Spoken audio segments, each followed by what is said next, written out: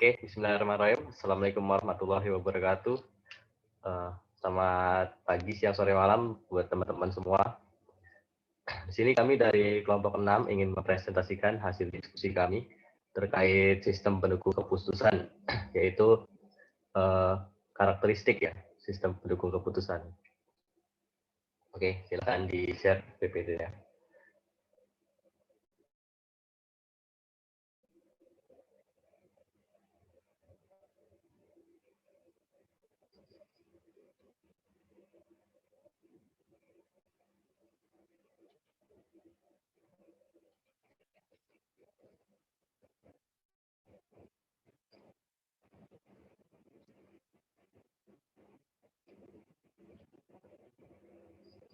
Roni belum bisa share nih.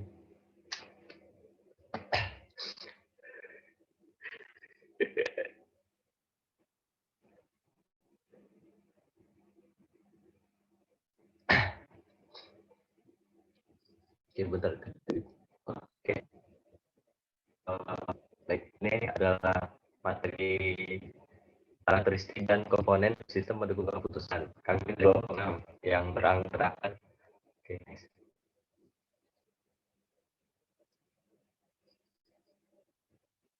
Ada Roni Harmonangan dengan NIM 001, ada Medika Bagus Saputro dengan NIM 009, dan ada saya sendiri, Cece Bagus Redinata dengan NIM 01. Yang pertama itu ada pengertian SPK. Jadi SPK itu merupakan suatu sistem yang interaktif yang membantu mengambil keputusan melalui penggunaan data-data dan model-model keputusan untuk memecahkan masalah yang sifatnya semi terstruktur maupun yang tidak terstruktur. Untuk karakteristik sistem pendukung keputusan itu ada seperti sistem pendukung keputusan itu ada yang itu pengambilan suatu organisasi atau perusahaan. Yang kedua itu adanya interface manusia atau mesin, di mana manusia sebagai user tetap memegang kontrol proses pengambilan keputusan. Yang ketiga, mendukung pengambilan keputusan untuk membahas masalah terstruktur, semi terstruktur, serta mendukung beberapa keputusan yang saling berinteraksi. Yang keempat itu memiliki kapasitas dialog untuk memperoleh informasi sesuai dengan kebutuhan. Yang kelima, memiliki subsistem yang terintegrasi sedemikian rupa sehingga dapat berfungsi sebagai kesatuan sistem. Oke, untuk ciri-ciri SPK atau sistem pendukung keputusan, yang pertama itu ada banyak pilihan atau memiliki banyak alternatif. Yang kedua itu memiliki sebuah kendala atau surat.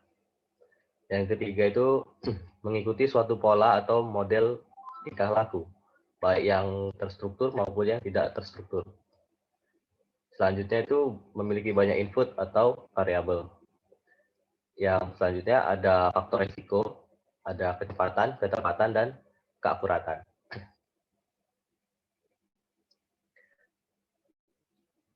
Nah, dengan berbagai karakter khusus seperti yang dikemukakan sebelumnya, sistem pendukung keputusan itu dapat memberikan berbagai manfaat atau sebuah untuk keuntungan penggunaan SPK itu. Yang pertama, sistem pendukung keputusan itu memperluas kemampuan pengambilan keputusan dalam proses data atau informasi bagi user. Sistem pendukung keputusan itu membantu pengambilan keputusan dalam hal penghematan waktu yang dibutuhkan untuk memecahkan suatu masalah, terutama bagi masalah yang sangat kompleks dan tidak terstruktur. Yang ketiga, sistem pendukung keputusan itu dapat menghasilkan sebuah solusi yang lebih cepat, serta hasilnya itu dapat diandalkan. Nah, walaupun suatu sistem pendukung keputusan mungkin saja tidak mampu memecahkan masalah yang dihadapi oleh pengambil keputusan, tapi dapat disajikan kesimpulan-kesimpulan bagi pengambil keputusan dalam memahami persoalan. Untuk SPK sendiri menyediakan bukti tambahan untuk memberikan pembenaran sehingga dapat memperkuat posisi pengambilan keputusan.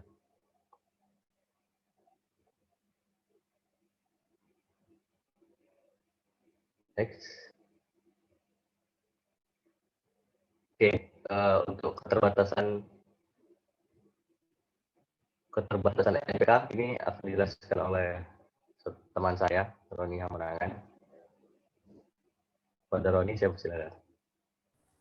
Ya, di selanjutnya ada keterbatasan SPK. Di samping karakteristik, keuntungan dan manfaat, sistem pendukung keputusan juga memiliki keterbatasan, diantaranya adalah sebagai berikut. Yang pertama, ada beberapa kemampuan manajemen dan bakat manusia yang tidak dapat dimodelkan, sehingga model yang ada dalam sistem tidak semuanya mencerminkan persoalan sebenarnya. Yang kedua, kemampuan suatu SPK terbatas pada pembendaharaan pengetahuan yang dimilikinya atau pengetahuan dasar serta model dasar. Yang ketiga, proses-proses yang dapat dilakukan oleh SPK biasanya tergantung juga pada kemampuan perangkat lunak yang digunakannya. Yang keempat, SPK tidak memiliki kemampuan intuisi seperti yang dimiliki manusia. Karena walau bagaimanapun canggihnya suatu SPK, tetap saja berupa kumpulan dari perangkat keras, perangkat lunak, dan sistem operasi yang tidak dilengkapi dengan kemampuan berpikir.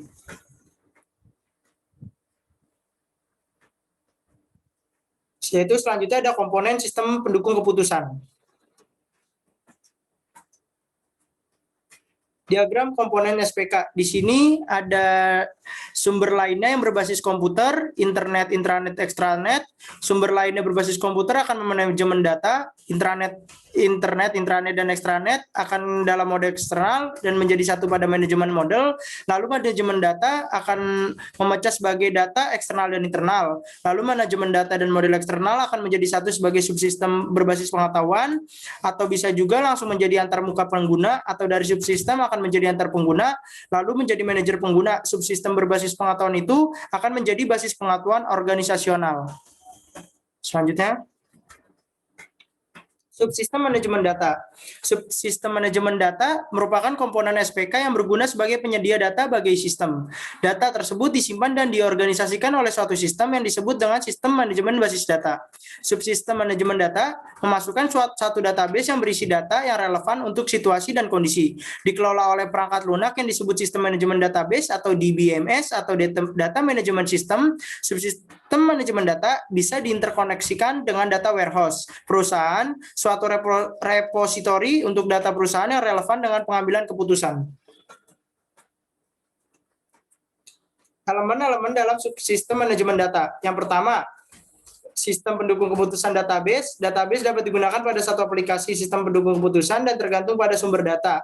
Yang kedua, sistem manajemen database. Database dibuat, diakses, dan diperbarui oleh DBMS. Kebanyakan sistem pendukung keputusan dibuat dengan sebuah DBMS relasional yang menyediakan berbagai kapabilitas. Yang ketiga ada direktori data. Direktori data merupakan katalog dari semua data yang berada di dalam database. Direktori ini digunakan untuk mendukung fase intelijensi dari proses pengambilan keputusan karena membantu memindai data dan mengidentifikasi area masalah atau peluang-peluang. Yang keempat ada query facility. Tugas query facility yaitu menerima permintaan untuk data dari komponen sistem pendukung keputusan lain, menentukan bagaimana permintaan dapat dipenuhi, memformulasi permintaan dengan detail, dan mengembalikan hasilnya daripada pemberi permintaan.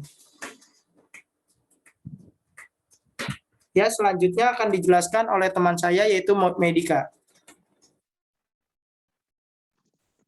Baik, selanjutnya adalah subsystem management model. Jadi dalam subsystem management model merupakan suatu model yang mempresentasikan permasalahan ke dalam format kuantitatif. Misalnya berisi modal finansial, statistik, ilmu manajemen, atau model kuantitatif yang lainnya. Sebagai dasar simulasi atau pengambilan keputusan.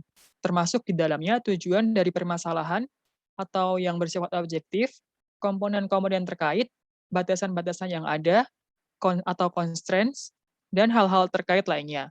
Model base memungkinkan pengambil keputusan menganalisa secara utuh dengan mengembangkan dan membandingkan solusi alternatif.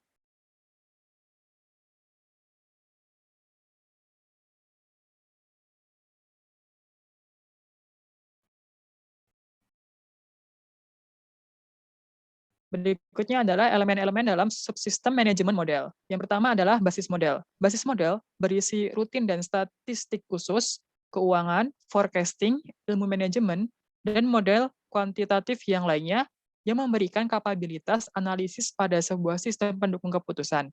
Dalam basis model ini ada beberapa kategori yang lainnya, antara lain strategis, taktis, operasional, dan analitik. Yang kedua, yaitu adalah sistem manajemen basis model. Pada sistem manajemen basis model, itu fungsi perangkat lunak sistem manajemen basis model atau MBMS adalah untuk membuat model dengan menggunakan bahasa pemrograman, alat sistem pendukung keputusan atau subrutin, dan blok pembangunan lainnya. Membangkitkan rutin baru dan laporan, pembaruan dan perubahan model, dan juga yang terakhir adalah manipulasi data model.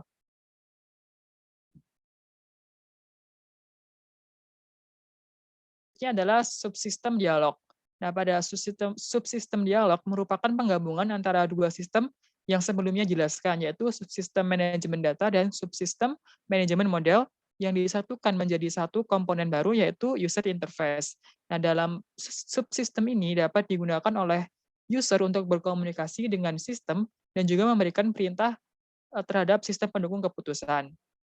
Web browser memberikan struktur antarmuka pengguna grafis yang familiar dan konsisten.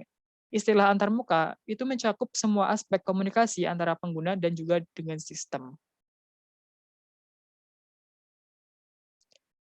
Nah, selanjutnya adalah manajemen subsistem dialog. Nah, subsistem dialog dikelola oleh perangkat lunak yang disebut sebagai sistem manajemen antarmuka pengguna atau user interface management system.